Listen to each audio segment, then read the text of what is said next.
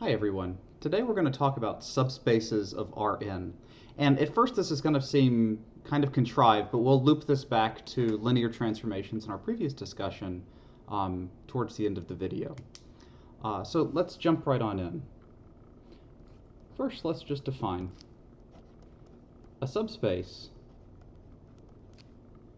and we'll call it H of Rn. So a subspace H of Rn is any set that lives inside of Rn. Remember, this symbol means subset. It's a subset of Rn such that 1. So it's going to have three different properties for us, and they should look familiar once I write them down. Property number 1, we need the 0 vector to be inside of H. So the 0 vector in Rn must also be inside of H. 2. For all vectors v and w that live in H, we need that v plus w is in H. Property 3. For all v in H, and for all scalars, let's call them C, C times v is an element of H. Property number 2 says that it's closed under addition, so the space is closed under addition. And property number 3 tells us that the space is closed under scalar multiplication.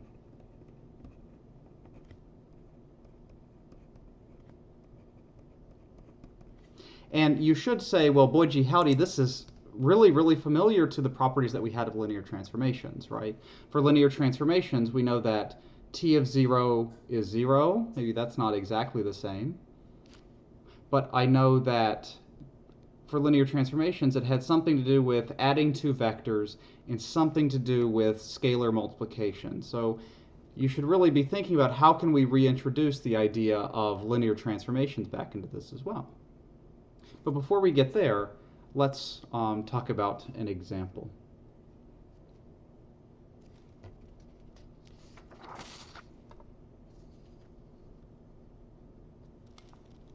Example.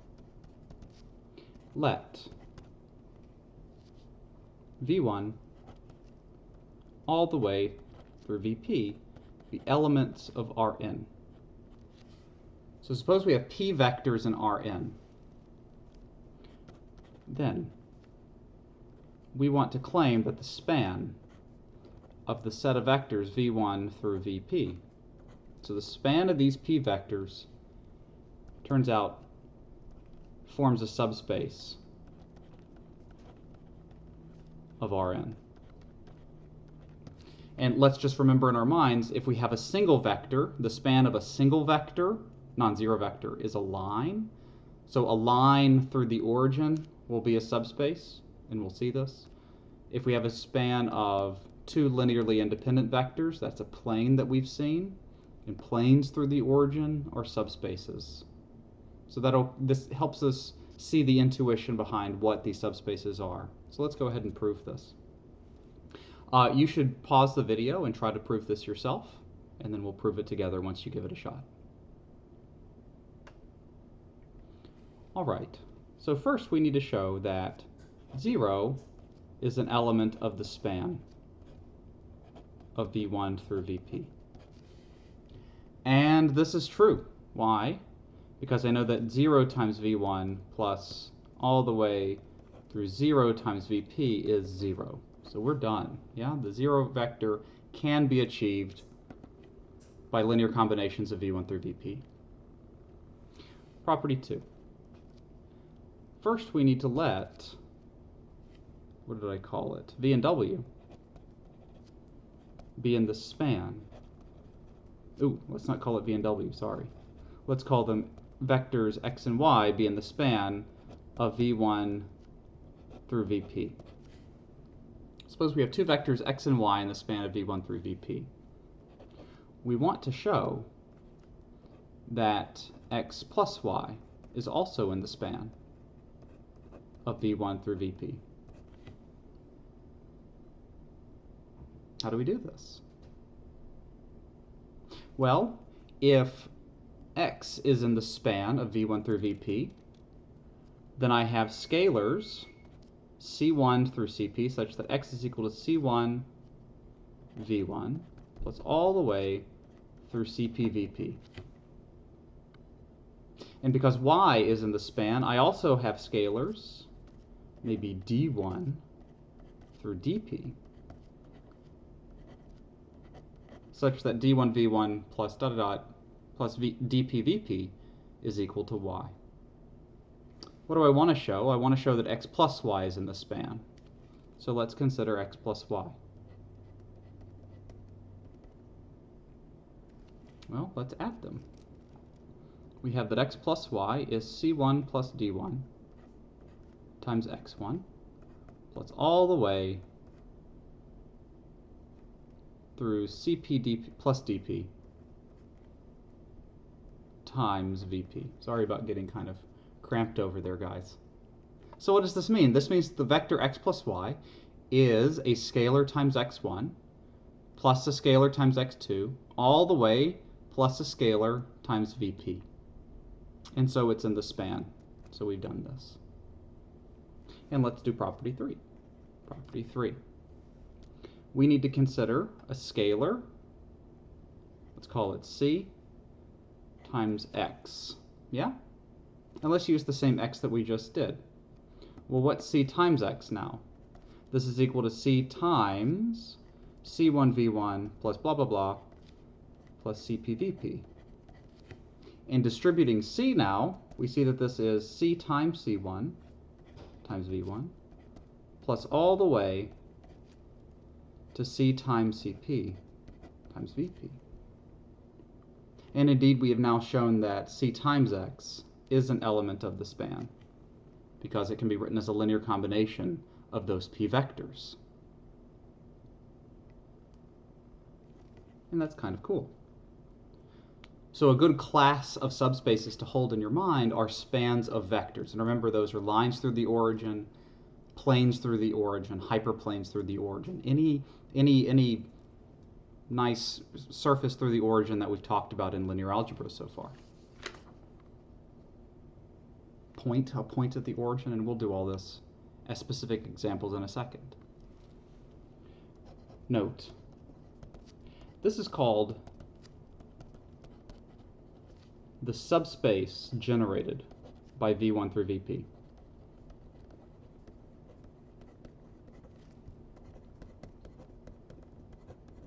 This is subspace generated by v1 through vp. Let's do an example. Suppose we have a line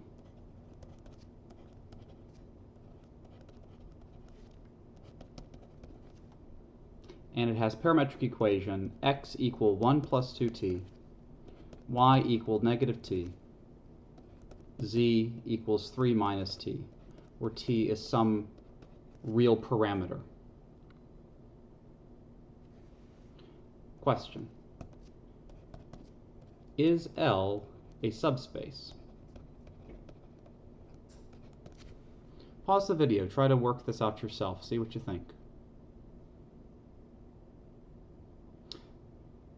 So the answer is no, right? Why isn't this a subspace? Property number 1, for this to be a subspace, we would need the 0 vector to be on the line L. What does that mean? I need the coordinate 0, 0, 0 to live on this line. And could that happen? No, right? If it did, if y was 0, what would t have to be? T would have to be 0, right? But if t is 0, then x is 1 and z is 3. So this is not on the line. It's not on the line for that reason. All right, let's do another example.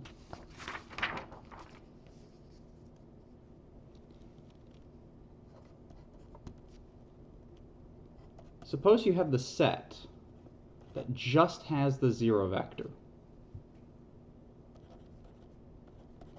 Is this a subspace of Rn? Is the set with just the 0 vector a subspace of Rn? Pause the video, see what you think. So the answer is yes, right? Let's go through it together. Is 0 inside of this set?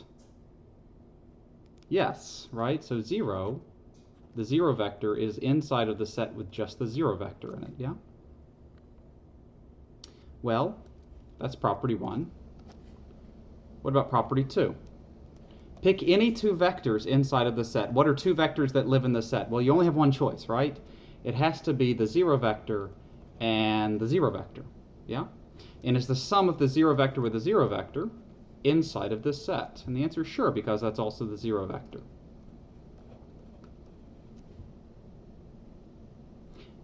3. What if you take any scalar and multiply it by the 0 vector? You'll get the 0 vector. So this is a subspace. And what is this subspace? It's really just the origin.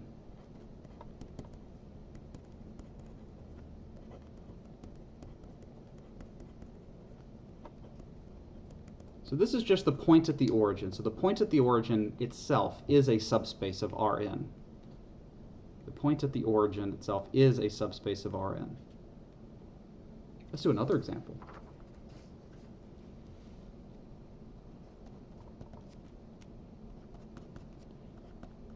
Is Rn a subspace of Rn? Pause the video, see what you think. So the answer once again is yes, right? Rn is a subspace of Rn because it's a subset of itself. All vectors in Rn are also vectors in Rn, kind of trivially. The 0 vector lives in Rn. The sum of 2 vectors in Rn is also in Rn. And a scalar times a vector in Rn is also in Rn. So this is a subspace. So the answer is yes, right? Let's talk about a specific subspace, one of the types of subspaces that's going to be very important for us. Definition. Let A be an M by N matrix. Oh boy, you say, here come matrices, right? And define NUL of A. NUL of A, we will read this as the null space. This is called the null space, and it sounds really fancy and science fiction-y, I think. But it's called the null space of A. And this is equal to the set of all vectors x in Rn, such that A times x is equal to 0.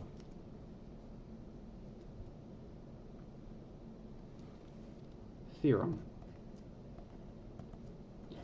The null space of A is a subspace of Rn.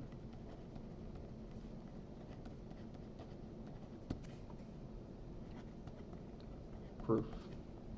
So before we prove this, I want you to, let's just talk about what the null space is. It's just the set of all vectors x in Rn that map to the 0 vector. It's all the vectors that get mapped to the 0 vector. Yeah? And where will this vector 0 live? This will live in Rm, and the vectors x live in Rn. Okay? To prove this, you have all the tools that you need for this. I want you to pause the video, try to prove this yourself. It's not too bad.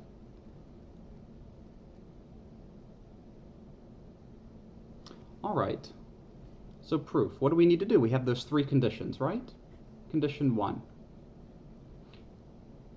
Is the 0 vector in the null space? Well, if it's in the null space, it has to be a vector in Rn, which it is. And what do we know about A times the 0 vector? That's the 0 vector, right? A times 0 is 0. So we know that the 0 vector is indeed in the null space of A. What about condition 2? Let's let V and W be in the null space. And these have to be general vectors. You can't pick particular vectors in a particular null space. It has to all be general here. So we pick two arbitrary vectors in the null space of A. We need to compute their sum and show that the sum is also in the null space. So let's look at A times the sum of the two vectors, V plus W. Well, this is equal to A times V plus A times W. Oops. Sorry about that. Oops.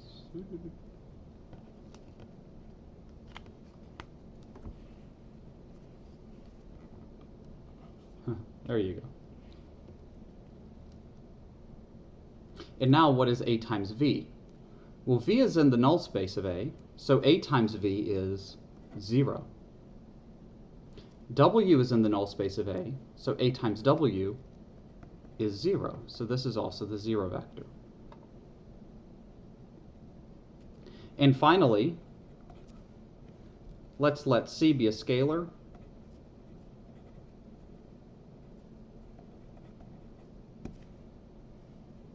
Block this off.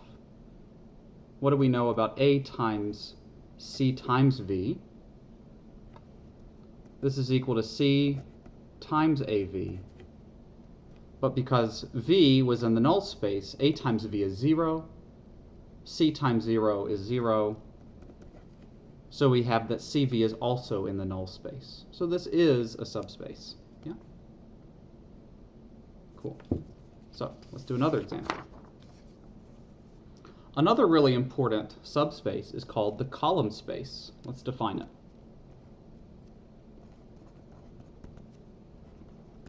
Let A be an M by N matrix. And define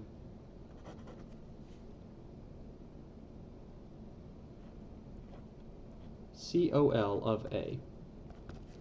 So COL of A is called the column space.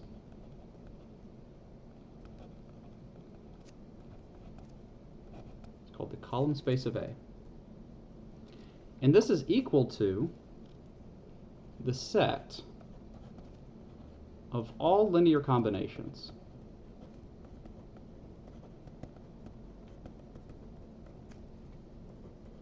of the columns of A.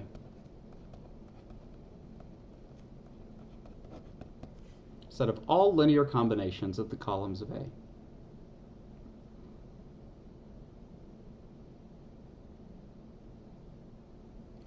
Well, theorem. The column space of A is a subspace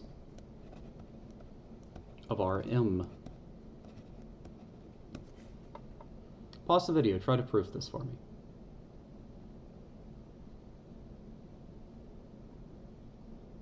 Alright, so the first observation is to let A be the matrix with columns V1 through Vm. Yeah?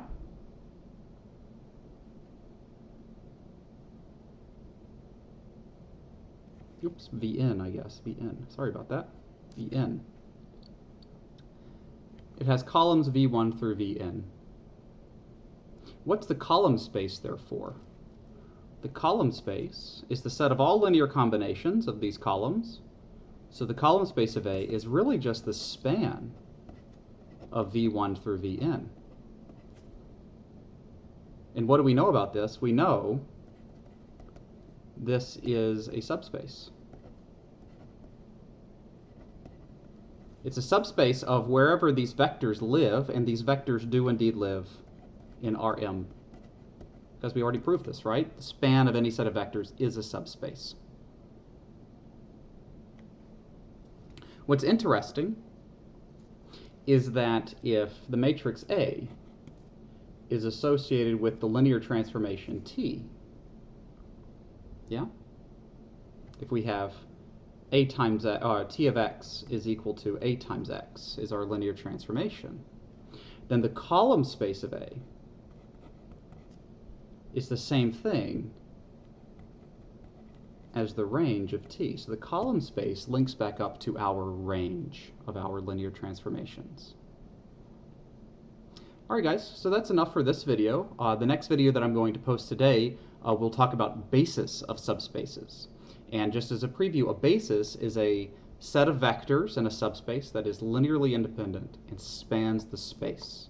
And so this will go back to our idea of tiling spaces with vectors. So I look forward to seeing you in the next video. If you have any questions whatsoever, feel free to reach out via email, or we can set up a time to Zoom and talk individually. Thanks so much.